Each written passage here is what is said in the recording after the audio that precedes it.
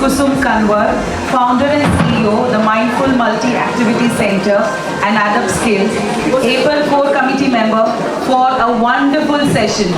Kusum, I would welcome you on stage. They've got your newspapers, every one of you, each one of you. I will start the instructions and you'll just have to follow that. Now close your eyes, everyone, and hold your papers in front of you where I can see. Alright, fold the paper. Close your eyes, not looking at each other. Close your eyes. Fold the paper, fold it again. Fold it again. Tear a tip of it. All the four sides. Fold it again. Tear the tip again. All four sides. Fold it again. Tear again a few pieces from there and from the center.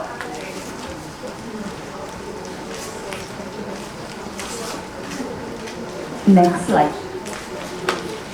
Now you again hold your papers in front of you. Let everyone see. Open your eyes and see if this is how your creation looks like. Does it look like this? Because I did this activity in my school and this is how it is. Right? Is it like anyone on your table? Is it different for everybody? Yes. Are the holes different? Yes. Did you tear it differently? Yes. Okay. So why don't they look like these? Why didn't they look like mine? The ones which are created there. Why not? What do you think happened? Okay, and you see these 4 bags? I have just kept these 4 bags, which is, the first bag is your character bag. The character bag represents probably you here, probably a student in in a primary or a preschool setup. And I have done this even at college levels. I've done this at primary, secondary, and also with professionals. So with every setting or with every group, the character will change, okay? So if you use these 4 bag solution, what are in the bags, there can be anything or any problem that we have, it can be solved. So first one, what is the first problem here? My instructions, right? And the second one is the setting bag. What do we call a setting bag is, in schools, I always ask children, and the teachers, maybe you can have a setting where you choose a playground, you choose a library, or you choose probably a coffee house. So that is your setting bag. You have a setting. Now we have is the problem bag. Now what is the problem here? What is the problem here, or what is it that you all faced? One instruction? Was it one instruction? I gave you all one instruction, but were there different outcomes?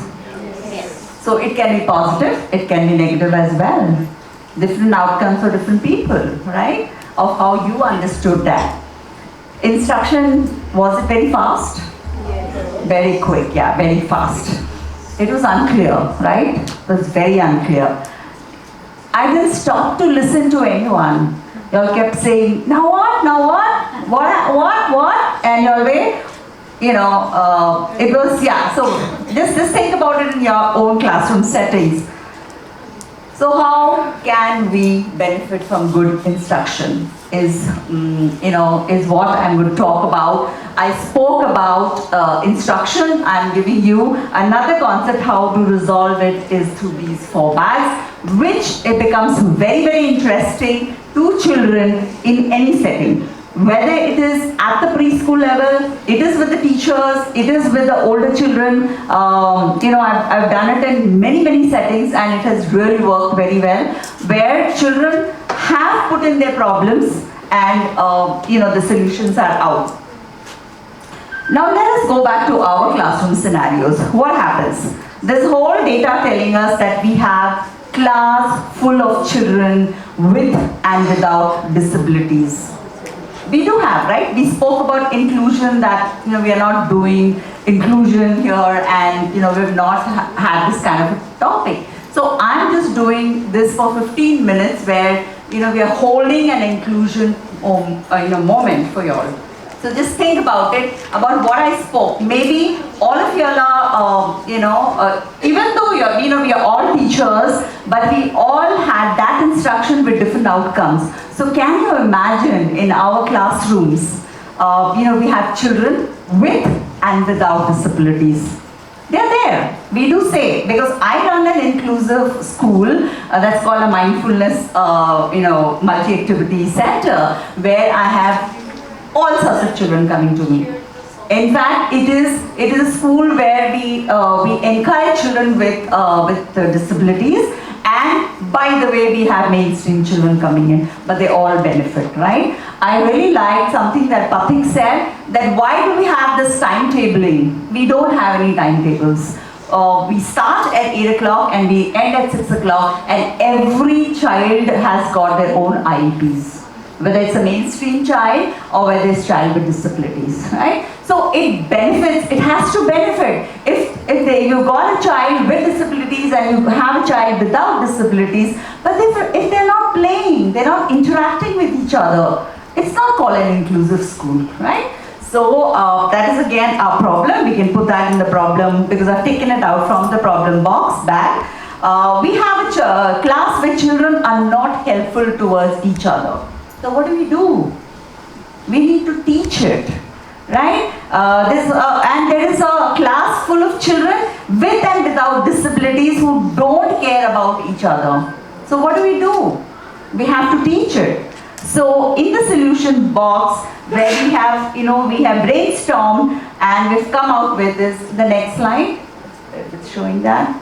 Yeah, instruction is important. So I'm just coming to this point that, how important instruction is, and instruction has to be intentional. So if I was mindful about, my instruction, or, if that was my only activity that I had to do, then I would have been mindful about it, coming to every, table and seeing that every child, every one of you does what outcomes is actually required. So instruction has to be intentional, because it's important. And we all benefit from good instruction. There's nothing more reinforcing than a teacher seeing herself or his students achieve more to the best of their abilities. So when we think of instruction, it's important to think what instruction does to the learner, the child, and the teacher. The next slide, please.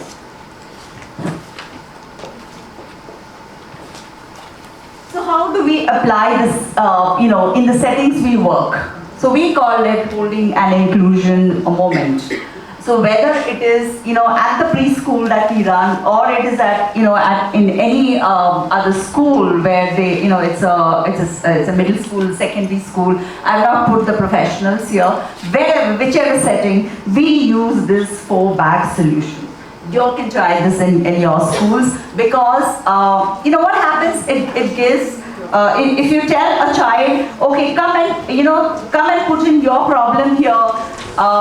First of all, it is generalized in a sense. It's not specific for that child, because I'm also answering a lot of questions. What probably you have, but you've not been able to put in this paper. So you have, with one question, we have about 3 to 4 or multiple answers, right?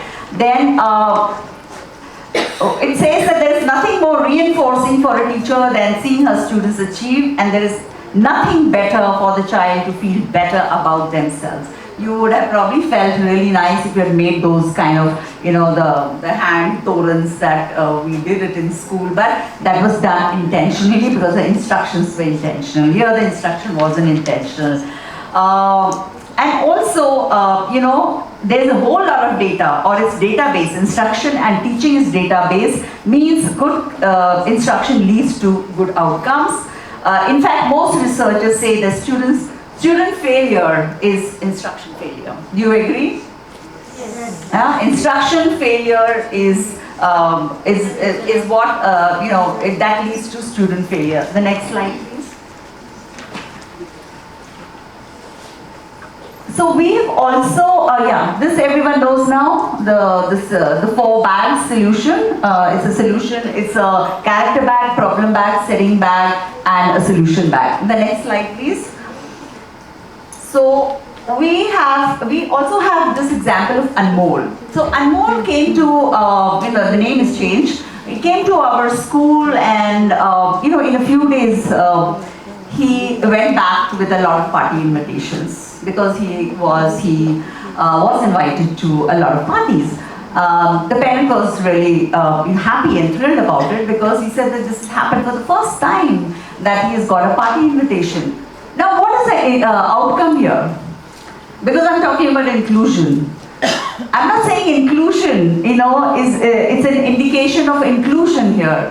I'm talking about it's a big outcome, probably, for the child who has now got this, invite, and he is feeling included in that group. So people have realized, or children have realized, that he needs to be a part of it. But he's come from another school where he has never received a party invitation. Now we are talking about, next slide please. Now let's talk about what happens, in a classroom where we hold an inclusion moment. Remember membership, right? Remember relationship, and remember skills. Now membership is to anyone. Like we probably in the morning when we walked into this room full of people, probably we didn't know each other. If you are in a group, then you like to stick to your group, and if you are a single person coming from a school, maybe you feel a little odd about it. So how do we fit in our children in such settings? Have you thought about it? So that is, creating a membership, creating a relationship. Now, skill here could be, your math skill, your science skill, or your any other skill that you have. But that alone doesn't help, any person to have membership or to have relationship skills if that person doesn't develop relationships. So all I'm trying to say is, membership, relationship is also, related to the skills that we are talking about. The next session, so I have a whole lot of thing on membership here, but we are not doing that. The next slide, please.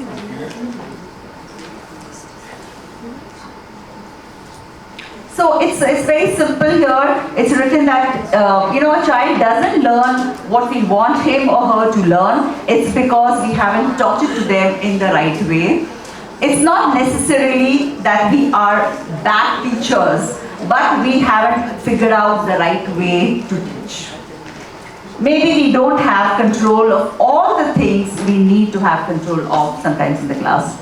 I would say I didn't have full control here in the class, in this group, because I know that there were lots of you who wanted to have tea and wanted to feel a little fresh and be a part of it, but that was beyond my control, or I don't have control of a presentation here, right? Now, why do we care about inclusion? Why do we care about inclusion? Because, now listen to this, because inclusion is a celebration of diversity that's put into action, right? And if we care about diversity, then we have to do something to make this diversity come true. How many of you agree with me on this, on the diversity part of it? 100%, right? So that is what we spoke about readiness in the earlier sessions, or we started off early in the morning, with a session on everything that was related to including children, in the class. So when we go to the next slide, please. So there is the next slide. Yes. So there is enough research showing that we have children with and without disabilities. I've already spoken about it. But together, put together in a class, but not doing anything at all with each other, and that is all. And we call those schools inclusive schools. Because we say that we are running an inclusive setup. Is that right? Is that, start thinking about such schools. If we want children to be helpful, interact, be friendly with each other, we need to teach it. If we want children to care about other people in the class, we need to teach it, and that teaching is intentional. These are just a few things that I can cover up in 10 minutes. The next slide, please. So the power and benefit of inclusion is ensuring that everyone is supported, everyone is benefited, and everyone is challenged. This challenge and curious has come up so many times. Even Rita ma'am has spoken about it, and that is if we care about diversity. So think and reflect on our instruction styles. Like how Ms. Rekha said that. Do that silent time or that reflection time. So think on the instruction styles and formats. Do we have classrooms with children with and without disabilities? And that's all I'm saying. Not talking to each other, and are we calling it inclusive schools? So take a moment. In fact, hold an inclusion moment. Time and again, or wherever you are, right? You will get your answers. And thank you. I think I finished it, right? 2 minutes. Thank you so much.